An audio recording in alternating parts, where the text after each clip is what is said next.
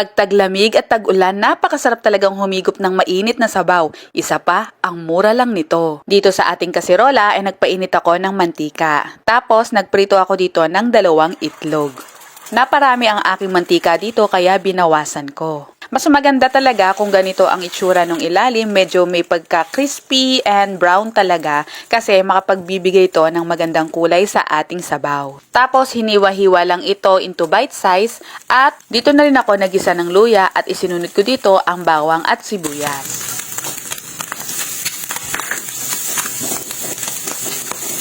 Nung naluto na ang mga aromatics ay akin nang inihalo itong itlog. Tapos naglagay ako dito ng hugas bigas. Maaari kayong maglagay dito ng regular water lang kahit hindi na itong pinaghugasan ng bigas. Tinakpan ko lang ito at hinayaang kumulo. Nilagay ko na dito ang carrot. Maliit lang na carrot to tapos kinat siya into small dice tapos nagtimpla tayo dito ng patis. Ngayon naman meron akong udong dito. Hindi lang ako sure kung familiar ang lahat dito pero kilala ito ng mga Bisaya at paborito nila itong iniluluto sa sardinas. Ang mura lang ng noodles na to at gumamit ako ng 3 pack lang. Tapos isinabay ko na rin dito ang tokwa. Bali 2 maliit lang na block ng tokwa ang ginamit ko dito. At para mas malinamnam naglagay ako dito ng nakaperanggot lang na beef cube. Pero ito ay optional lang at maaari kayong gumamit ng iba pa ninyong pampalinamnam sa inyong mga lutuin. At yan na nga, makikita natin na luto na ang ating udong noodles at titikman natin para malaman natin kung ano pang kulang. At heto na nga, nagbudbud tayo dito ng paminta.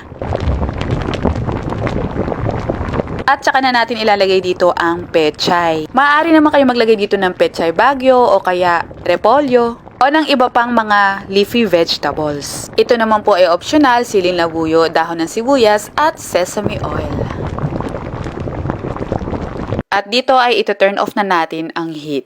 Actually, dahil maulan ay nag-crave ako sa something na masabaw, yung makahigop man lang ng mainit na sabaw. At dahil meron sa kapitbahay namin nagtitinda ng udong noodles, ayun, naisip ko, oo nga no, para hindi naman laging sardinas ang inihahalo natin sa udong. At para sa mga hindi familiar o hindi alam kung saan bibili nitong udong noodles, ilalagay ko na lang po yung link sa comment section or try nyo po sa mga grocery stores baka meron. At bago din ako kumain ay naglagay ako dito ng aking homemade malunggay powder. Sa mga magtatanong kung paano ba gawin itong homemade natin na malunggay powder, meron po akong video niyan. Ilalagay ko rin po sa comment section. At ito naman ay personal preference ko. Naglagay ako ng nori para may kakaibang taste at talaga namang ang sarap.